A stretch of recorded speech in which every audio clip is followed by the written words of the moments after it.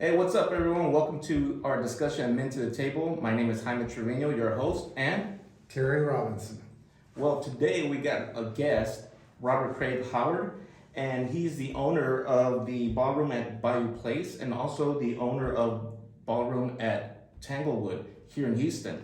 And he's also a business community leader, just an amazing guy, and we're just looking forward to hearing his story of what he's been through as Terry and I talked about our problems that we had or issues that we dealt with and overcame.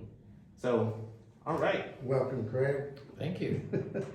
The last podcast we mentioned father versus dad and breaking the curses on those two. And to reiterate what we had talked about, father is a biological term, while dad is a real parent. The difference is, and I looked this up and I found it interesting that it actually said this: a father is someone who believes that by donating his sperm for your creation, he has done his duty in life. A dad is someone who provides. He teaches the value of hard work and how to provide. What happens, though, when dads provide those values, but they don't provide the love? And that's where I know I definitely had in my childhood. We've Yes. discussed it where you've had. This creates all kinds of issues.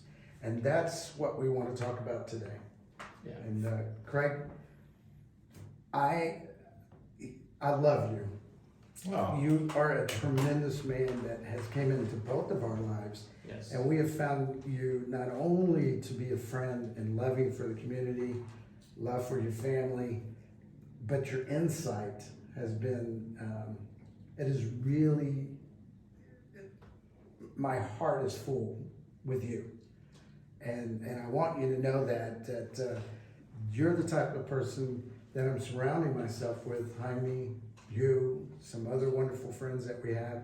It's changing us. And I know this has to be something that's can be uncomfortable for you to come on and talk about various things that we have been talking about on the podcast. And I want to thank you. I want to thank you for coming here, and I want to thank you for sharing. And we value your insight. Yes, and we're honored to have you here. Like Terry said, we just have this strong bond with you, and it does take courage. So I do want to also just say thank you for doing it, because it does take a lot of courage. Some of the problems that I know that having a father that didn't show you the love, he provided, and you and I discussed off air, just a few days ago, just having chats, the way that we fell into this with Jaime and I, that the connections, it's in all of us. And I say that not everyone has the same thing, but we all have something that has directed us, that has been our foundation of our childhood, that has caused us to be who we are, good and bad. But it's not to lay blame, it's to correct. Correct. To evolve. To evolve. Yeah. I'm a true believer in we have to break those chains, those curses that have been passed down. They're generational curses. They're real. That's it. May it be, love, may it be not providing, may it be Neglect, which is a big sign. alcoholism, no matter what it is, abuse. It's up to us to lay a foundation for our children. And the interesting thing is, a lot of people think that their kids have gotten older, so, well, I screwed up, there's no way to fix it. That's wrong. That's wrong. As long as we continue working on ourselves, then everybody, not only our children, but our wives, our family, our extended family, our community, we're able to help others more. Everybody that surrounds us benefits us, or benefits from us. Greg, tell us about your story. I agree with everything you're saying as far as that. When you talk about a father versus a dad, I grew up in a unique household with that person was supposed to be the same for both roles. So it's not like mom got divorced and there was another man present in my life. It's just we had a unique situation that my brother and I, 15 months apart, it's like we grew up in totally different households at different addresses in different states. My father raised my brother and my mother raised me. And it just seemed to organically go that direction, that now to this day, my brother is a whole lot like my father, which is not something I look up to. And I'm a whole lot like my mother was, which I looked up to. So you can have this male present in the house, but not be present. And I think because of this situation, I was always looking for attention. Still am.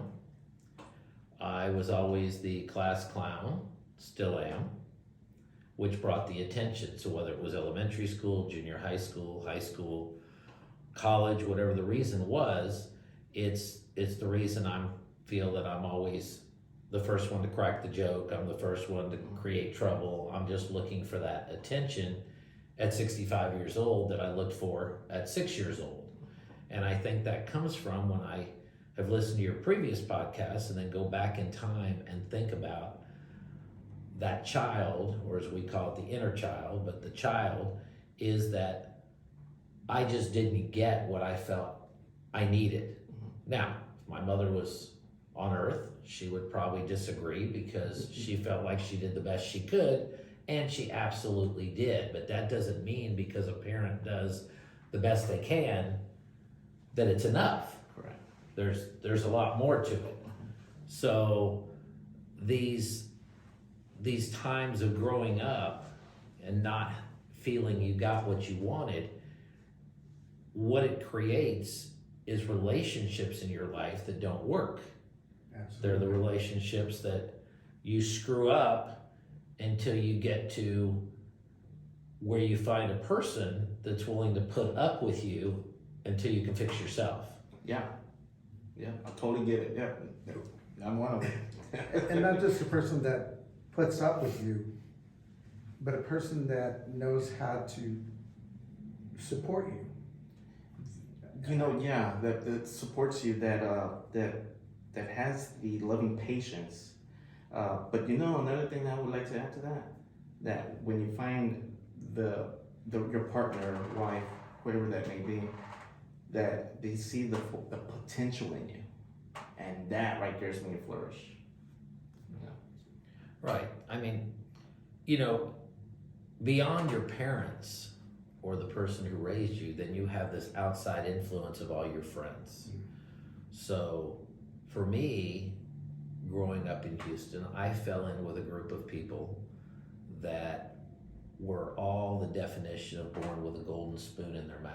They were generational families in Houston of the biggest retailers, the biggest companies, wholesalers, that these kids grew up, and although I can tell you their father was not present in their life, their mother was rarely home, their parents felt they were doing right by having a nanny in the house, a butler in the house, somebody that always provided everything to provide your existence. But today, they're just as screwed up as I am and we are, and trying to climb out of it. But again, their parents would think that they did everything right. But what that did for me was it drove me and motivated me to want to be as successful as them. And I saw goals that I could reach outside of the home to be my definition of successful without somebody handing it to me. Although there's something really cool about somebody handing it to you. It's there's nothing wrong with inheriting millions and millions of dollars and doing good with it. It's when you get all that and you don't do anything with it, you don't share it. Yes. So that's kind of defined me through the years, that maybe is what's fueled me to buy more companies and do more things, is that I still think I'm not good enough compared to these 5 select guys that we're still friends when we talk to each other, and we pick up right where we left off. So in thinking about the childhood and thinking about what's driven me all these years to think I'm not good enough and I need to be better is what fuels the work ethic, the workaholic, and everything that I do, because I keep having this tendency to compare myself to all these people that I grew up with, that if you peel back the layers of them, they're not happy. We've all had conversations, me and these guys, and just because some of them have hundreds of millions of dollars in their bank account, that doesn't make them happy. And one of them developed melanoma that he beat. So money doesn't bring you all these successes. It just helps you survive your day-to-day of paying your bills and doing things like that. If you don't do good with it, there's really no reason to have it if you're not willing to share. So, I think that everything that we were raised with, or lack of raised with, is what drives us. I mean, I've been through, intense therapy in my 30s to learn about the inner child and what is that thing that comes out that causes you to overact, overreact, that drives wedges between people, that just causes so many issues, and it all goes back to childhood. Yes. But if you blame, it doesn't get you anywhere. Absolutely. I like what you said, is that it's not too late if you have children or you have grandchildren. It's not too late to try to instill upon them that it's not too late for them either. They can start at a younger age and motivate themselves or get help to be able to work things out internally that'll make them better people. Yeah, and my daughters, they started noticing that I started working on myself more and more, so they became very proud of me. And now they're just, they're my cheerleaders now. So, they're happy with what I'm doing with the podcast with y'all. They're just, I got involved into a program from the fatherhood program from the Pelchin Children's Center. And when they started noticing that, it's like, well, you didn't get married and have a baby because you had guilt. You were working on yourself, and that's really cool. I'm happy that you're doing that. So it's pretty cool. Let me ask you a question, Craig. You mentioned it. You said that self-worth. You didn't feel. You felt like you had to be a clown. You felt like you had to be on top. How do you feel now? Because we look at you. If we look out through the window and see you in the business world, you're successful. But where are you at being business successful? Are you at a point now to where you're not always chasing, or do you still? I'm still chasing. I still feel that I have not attained the success that I had hoped to. I still feel that there's more that can be accomplished.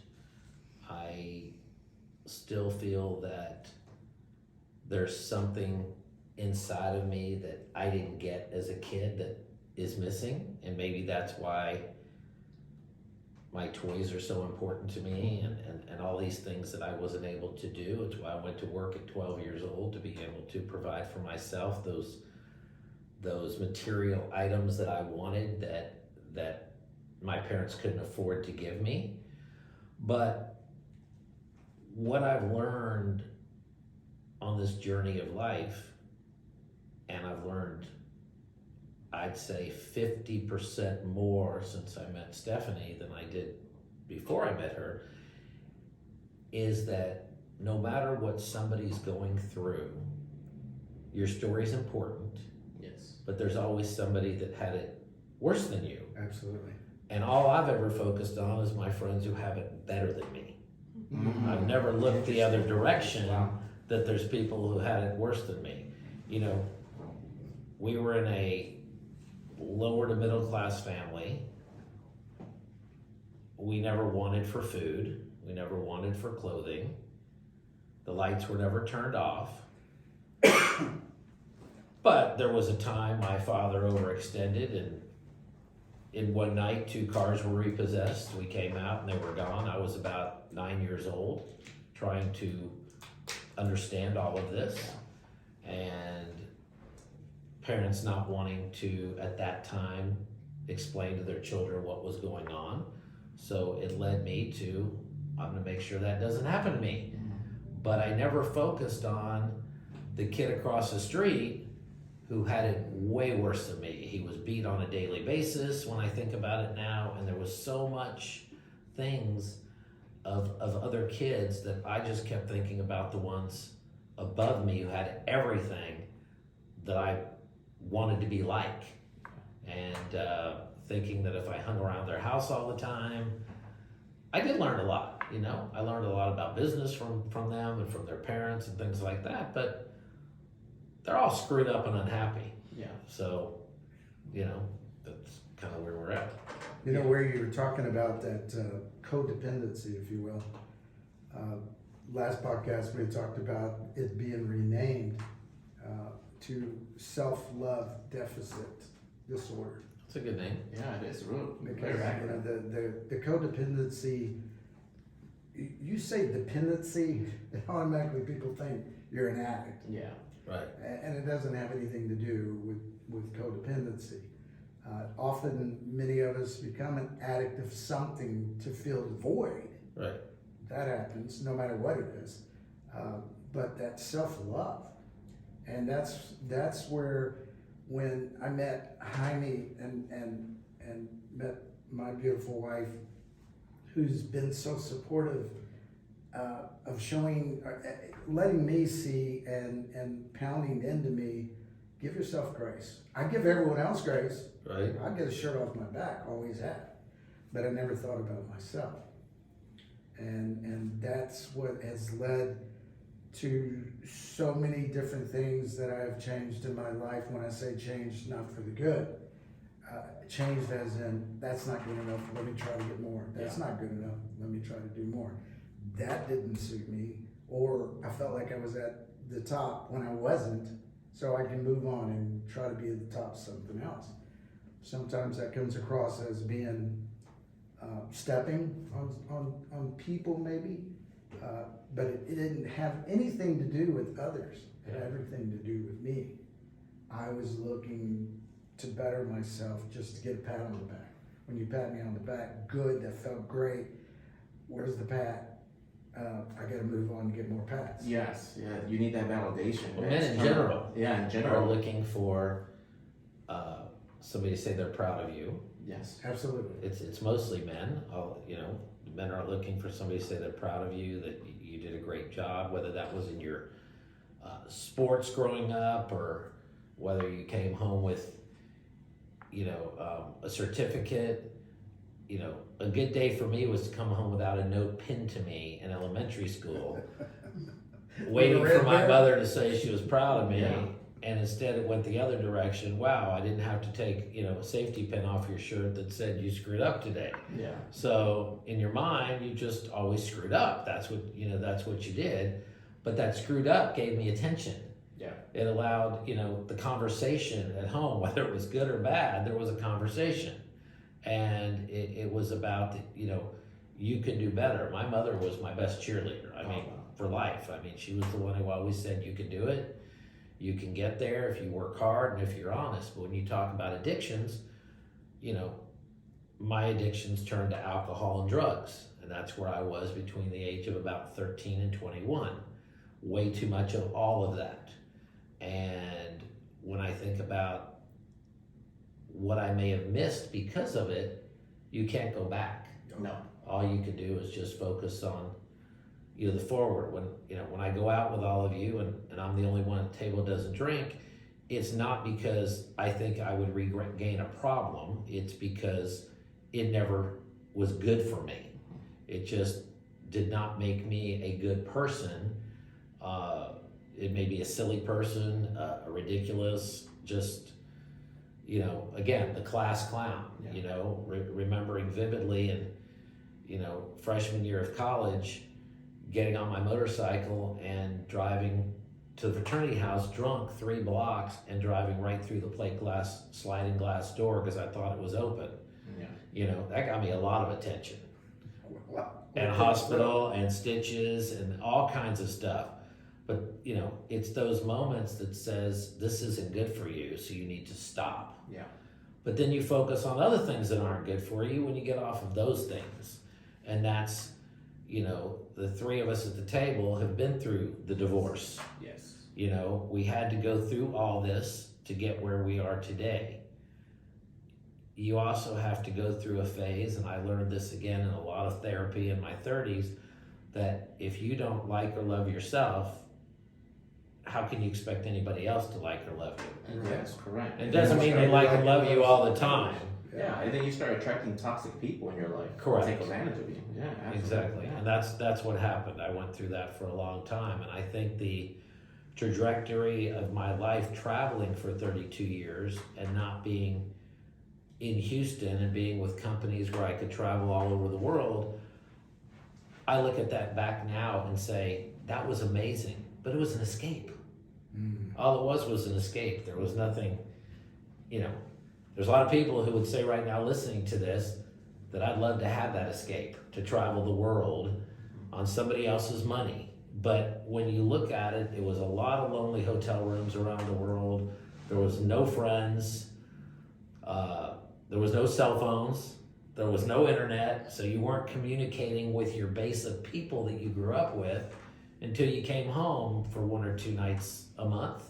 So it was an escape. But when you're in it, you don't look at it as an escape. You look at it as this is Nice opportunity. It's an opportunity to do what you got to do, but it didn't hold relationships together, and it did not allow you to grow internally. All it allowed you to do is have a good time and do your job. So you know how you're just saying that right there, like being in beautiful places, checking out so many places all over the world, and which would be nice to be, like you said, you know, people listening to this be like, wow, I wish I could be there and doing that right there. But you still, you know, it seems like from what I'm gathering that no matter how beautiful that place was, if there is a lack of love or you just don't like yourself or whatever, you still are lonely. Oh, absolutely. And, you know, so now that you know more about yourself and you have more self-awareness, do you still have that? Or do you already feel like you're just very comfortable and proud No, of yourself? I mean, I think that this last trip that Stephanie and I just went on, I enjoyed more than, 20-something years of traveling around the world by myself. We got to enjoy it together. I behaved. There was no rushing involved. I heeded my warnings. I did everything that I was supposed to do, but enjoyed doing it and not rushing and not. You're present. Yes. Yes. And if we missed something, we missed it. There's always another time Yes. to go back. So it's until you bring up these things, we all have this block that allows us not to go back, because going back is painful. And you can rationalize in your mind all day long that I saw the world.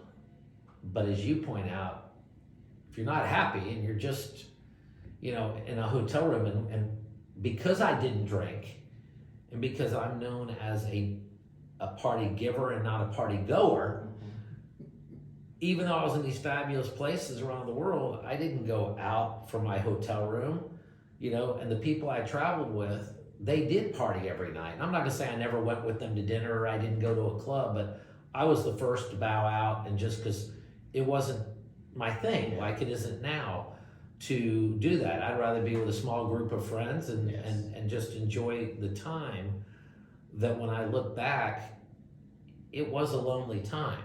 And it's hard to justify that to people, because how do you say it was a lonely time living in Cancun for 10 years? People think you're ridiculous. Well, the only people I think would know that or would feel that way are the people that actually have that self-love, but they don't have the other things, right? Right. But then the people that were just not compassionate with themselves, they didn't know how to love themselves, they didn't know how to, self-care.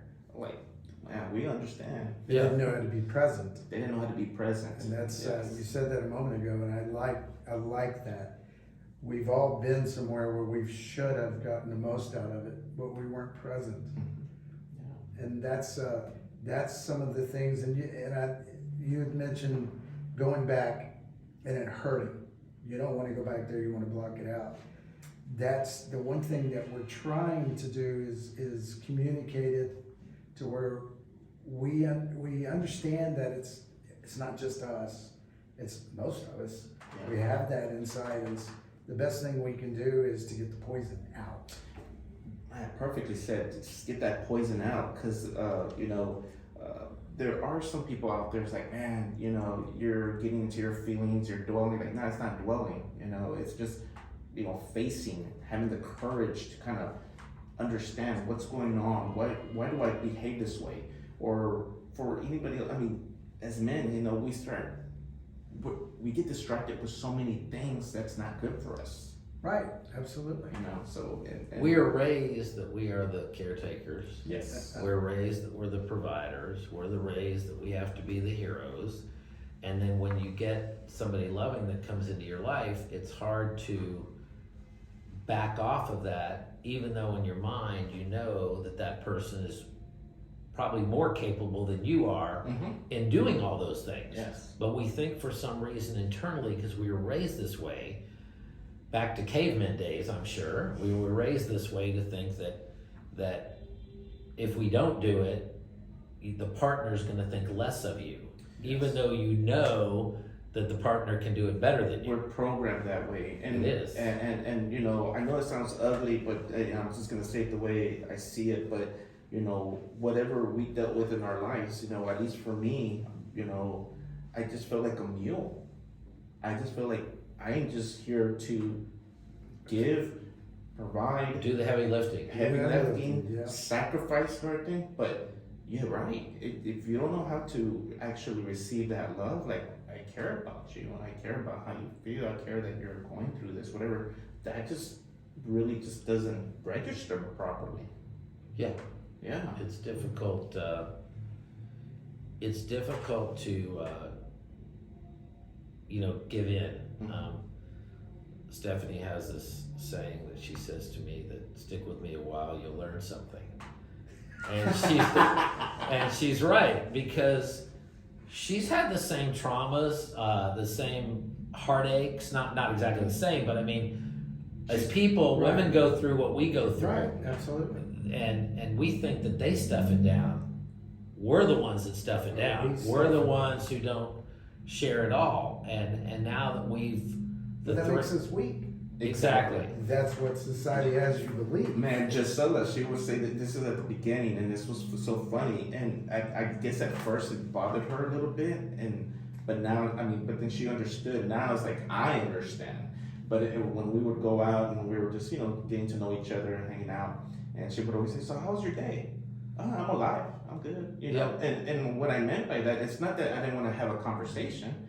It's just that, I've been through all this shit. I did all this, did all that, took care of this. This guy acted stupid with me, ready to kick his ass. I'm like, I got all, but that was normal life, So this is like, well, I'm alive. I'm good, And you're afraid if you share it with somebody new in your life, they're going to run. So you just kind of say, I'm okay. I'm okay and I'm good. But then when I would share something, oh yeah, I saw this wreck and flipped over this car on the freeway. That was pretty cool. Like I was just, that was my excitement. Like, okay, I feel bad for the people, but at the same time, like, well, it was something It different. took something away from what I was thinking. And then she's like, whoa, what's going on? But then she started to understand. And it's like, wow. Then she started to see my vision or the way I see life.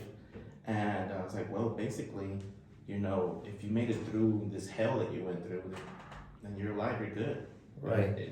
So, of course, now, as I started to focus on myself and take care of me now and understand myself and go to therapy as well, then I was like, oh, wow, man, that must be really hard for women to understand that right there. Like, Well, what I look at now is the three of us have been through it. We found 3 women in our lives who are big supporters. yes.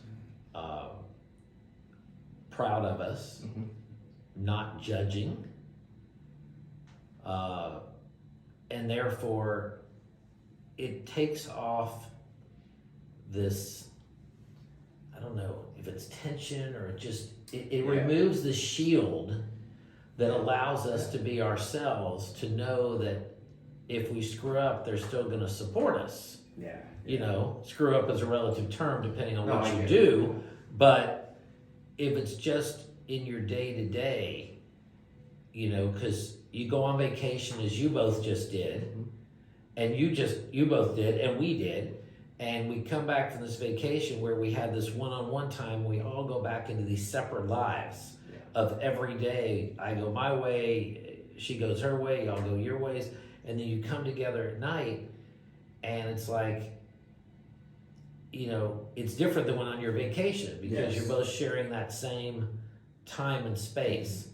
But I used to come home from out of town, and driving home from the airport, in my mind, I'm going to have this person that I was married to just grill me, not understand what I've just been through. Wow, And it was always this pit in my stomach as I drove up to the house in the driveway that this is going to be a miserable 3 or 4 days until I can leave again. Oh my God. And now I don't feel like that at all, you know? I remember them feelings. That's I totally forgot about that. Yeah, it's the support, right? It's the support and the fact that our spouses work, so they understand that working, they had their stresses at work and they had their hard work and everything else. Challenges, everything. We're all going through it together.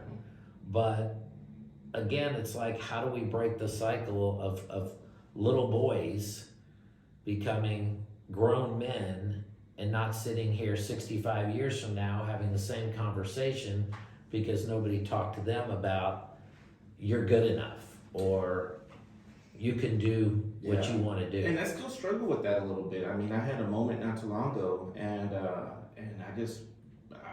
was just telling Giselle, I was like, hey, you know, everything's falling apart, like, and I'm doing my best, but it's just not working out. I love you. That go ahead, and you know, if you need to leave, I got you. You know, like, and whatever that was, it was a trigger that took me somewhere from my past. Not that I didn't want her to leave. I just love her so much. I don't want her to be in hell with me.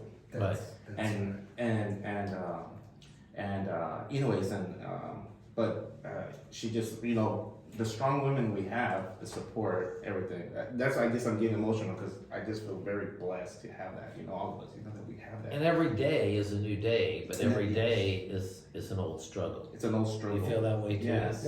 Yeah. And then she was just like,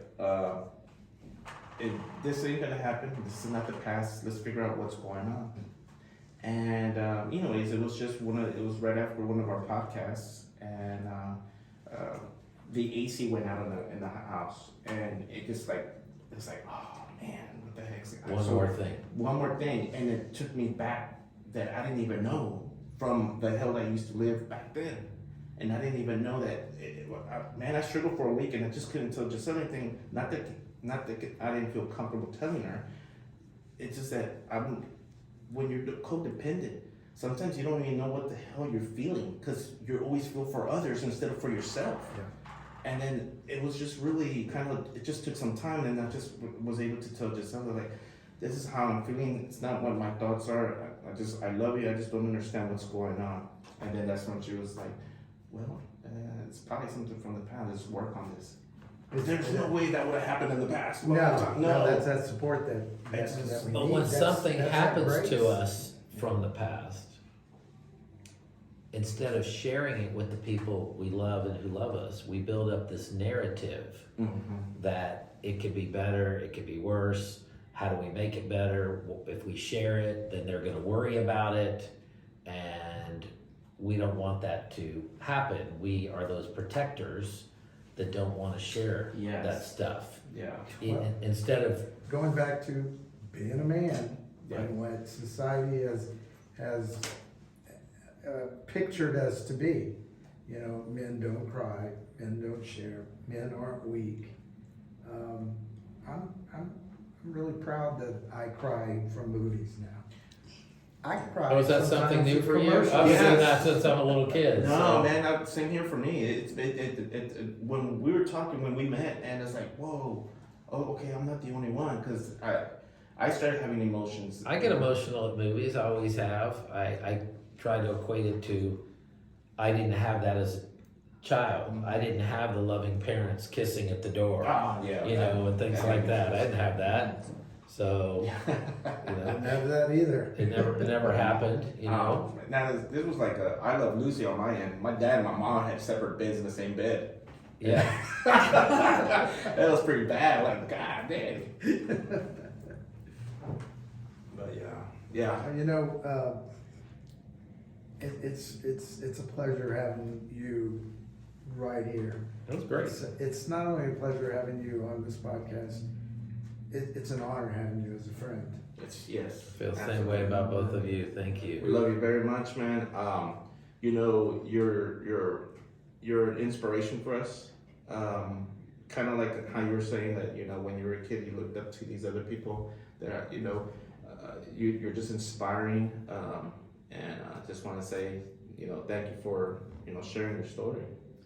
Thank And you for having me. you know, we invited you for this to share and learn more about each other. Even more, I've learned some more about you, and it's been so enjoyable that we're going to do it again. Well, I've never shared any of this with anybody without paying them $90 an hour, so this is great. Oh, this is good. Hey, there you go. It's a bargain, huh? It is. This is free. This is fantastic. Well, you know, another thing too, just want to speak to our audience. You know, you were keep bringing in these comments in. I really appreciate it. We really appreciate it. We learned so much. It's been a pleasure, Craig. Thank y'all so much. All right. If you liked our discussion today, Don't forget to hit the like button and also subscribe. Yeah, do it now. hit it, Hit it right there. hit it, Right there. Subscribe. please, now.